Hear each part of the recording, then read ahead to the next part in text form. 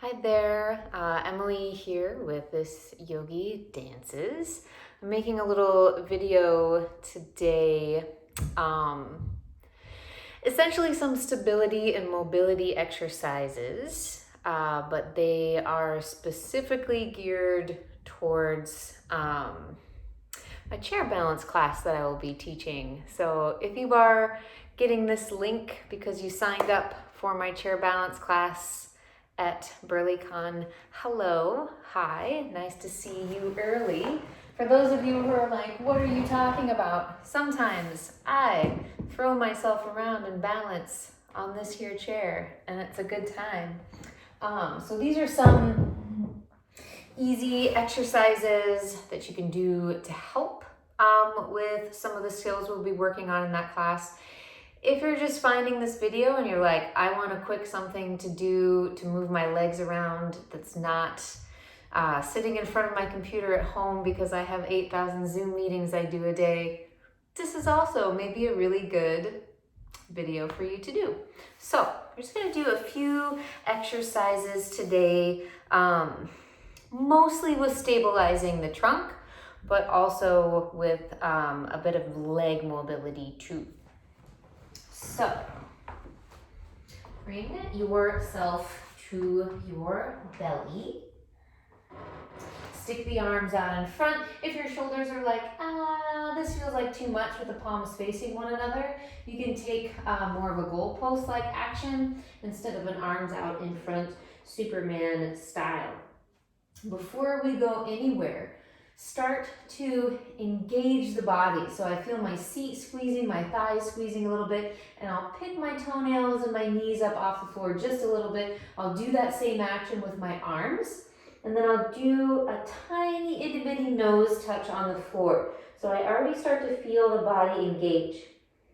So if I say wanted to balance on my hips, this is a bit of the engagement. I would balance on the back of my chair on my hips. Also, if we squeeze the thighs a little bit more, lift the chest, take the arms out in front, or again out to the side. Doing a little bit of opposite of sitting in chair motion. If you feel this in your low back, tuck the tailbone and lift the belly up. That might make the thighs dip down a little bit. That's okay. Keep lifting the thighs. Lift the belly, lift the thighs, lift the belly, lift the chest, hold how you can, and then take a rest. And do that a few times. Let's try two together. Try the little hover balance. And then inhale, lift yourself up. Maybe try squeezing arms out in front of you. And then exhale, take a rest. Do one more, little hover balance. As you lift the chest and lift the thighs, also reach forward and back really firmly. And then exhale, put the hands underneath the shoulders, slide yourself back, put the seat to the feet. Take a big inhale here. Take a big exhale. Tuck the toes, send the seat up and back. If the knees don't come straight, this is fine. It's less about getting the knees straight and more about taking weight back into the feet and feeling a stretch somewhere, probably in the hip and the thighs first. Maybe in the armpits as the chest goes to the thighs, but the ribs hollow up and in. Take a big inhale here. Take a big exhale, and then lowering the knees down, sitting to one side, getting our Jane Fonda on. So this is for side leg extension, side balance like things. I can do that on my elbow. I can do that with my armpit closer to the floor. I can lay the head all the way down, depending on how the head and neck feel about this, the side body feels about this. Flex the feet really hard. And the top foot, the top leg will turn out and then turn in. So my toes and my knee, very important, point up and then down. The toes and knees want to go same direction. Do that a couple times, squeeze and release, squeeze and release. And then in that rotated position, pull the toes up the leg, take the knee into the armpit, and keeping the thigh where it is, squeeze the leg as straight as possible. Do that 2 more times. Squeeze the leg up, keep hip on top of hip, and then squeeze the leg up, keeping it as straight as possible. Last one. If you wanted to do more reps of this, that would be great. Maybe you want to add in some other hamstring openers. As high as you can reach toward the foot. Maybe you only can find the ankle, the calf, or the thigh. Keep taking hip on top of hip and don't drop the hip back behind. That's cheating. Maybe you can let go and leave the leg up where it is. Maybe you can keep squeezing the thigh and the seat, trying to tap the foot to the hand. Maybe eventually that leg goes all the way behind the head. Put it down. Shake it out, maybe make some wavy legs. We do the other side. Just 3 of those actions. Finding external hip rotation. Finding stability here as we're on the side, using the belly and a little bit of the toes on the floor, but mostly the belly to keep stable here. Thigh strength. Externally rotate the top leg and turn it in 3 times. As you're going, don't forget about breathing. Externally rotate, stay externally rotated. Try to point the knees high up to the ceiling, then into the armpit, and then squeeze the leg straight, and then take it back down. Trace up the inside of the leg. If we were in ballet class, that would be a passe, developpe. Great. But take the knee straight up, take it into the armpit as high as it'll go, squeeze it straight. Hold it there. Find what you can find of the leg and hang out. Don't push too hard into the stretch. If you haven't done any other actions to warm up, maybe let go and keep squeezing and lifting. Don't be like yanking the leg towards the face, unless the body is already pretty warm. And then bring it down, shake it out. Front body stability. So just a couple times, practicing a tuck up position for the top half of the body, and then a tuck for the bottom half of the body. So when I go top half of the body, the upper body is curling, and I still get some tailbone tuck at the top of my tuck position. As I take the legs up, I'll get tailbone tuck a lot as my knees come into the chest, but that's because I'm finding abdominal engagement here. I squeeze the knees up. So just 3 actions, okay? All together, I round the back, I come up, I try to keep the arms in line with the ears, squeeze the knees into the chest, make tuck.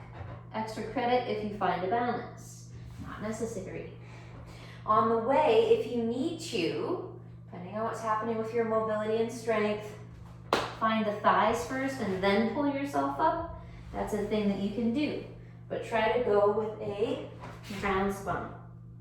Good, let's do 3 all together. Ready, get set, go. 1, 2, 3. Lay it flat, bottom half of the body. It is an option to put the hands down beside the seat. I slide the feet in, right? They don't lift up. I slide the feet in and take the knees into the chest. It is also an option to have the arms up and bring it into your tuck. But perfectly perfect. Use a little help with the triceps and the hands. 3 actions. Try to get the tailbone to lift up off the floor. 1. And then control it down. 2. 3.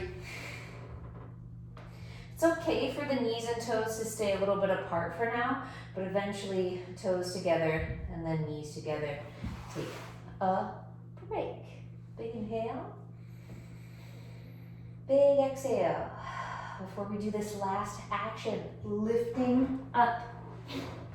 So let's say I wanted to float or do a transition. I'm on my chair. Being able to pick the body weight up vertically, very helpful. Also engaging more pelvic floor, getting a little arm strength. So one hand in front, one hand behind for now. I like fingertips pointing away from me. That also, like if I'm holding onto the edge of something, mimics that hand placement. I push down, I hollow, like we were just doing, and then I lift the butt. I try to go as straight up as possible. The chest will go forward, this is fine. Maybe lift one leg, maybe lift the other. Can you press down and lift up? Both legs up. That was a little wobbly. I haven't been practicing these. Quarantine, do the other side. One hand in front, one hand behind, lift up, lower down. Lift up, lower down. Practicing maybe with full float. Sticking out your tongue helps. Okay, that was a lot of forward strength. So one last action. Opening up the chest. Wrist goes higher than the armpit in a T position.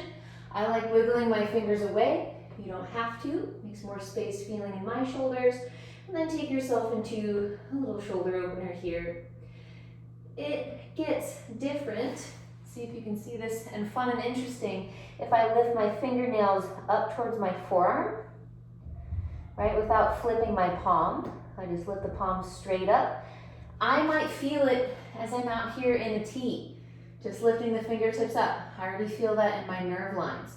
This action is a little less just for the muscles, so I can turn, I can lift the chest, I can reach up and back for fingertips. If I lift fingertips off the floor, I'm affecting the nerve line a little bit more. Sometimes that nerve sheath can get really crunchy, especially if you're doing lots of strength actions. Open up the shoulder and then do the other side. Hand goes out higher than the line of the armpit. Flip yourself out onto your side. I thought Charlie was going to come in. It's not a video unless Charlie comes in. Maybe pick your fingertips up. Push the heel of the hand away from the center of the body. Maybe flip the chest up higher. Maybe find fingertips. Take one more breath here. Unwind, press yourself up. Low cobra, high cobra-ish thing. No pain on the low back though. Keep the elbows bent if that feels better. Make your way back towards a child's pose-like action. And then tuck toes, lift yourself up. Find a down dog-like action.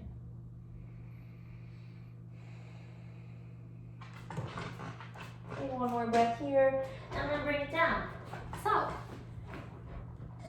couple actions for you to feel in your body, for you to feel a little stretched, a little lengthened, maybe a little bit more stable in your center body. If you're newish to those things, probably doing them 5-ish times, and then every time building yourself up, doing a little bit more rep action, but always strengthening and stretching. Never really just one or the other. It's how we get imbalanced in the body. If you desire to take a live class, I know we're not supposed to have favorites, but Tuesday nights with my friend Dahlia has been my favorite class to half take because she co-teaches and to teach. So we do a lot of fun themed things. So feel free to send me an email, thisyogidances all spelled out at Gmail, to get the link for that. Oh, Charlie, you came to say hi. Yeah, say hi. Okay, bye.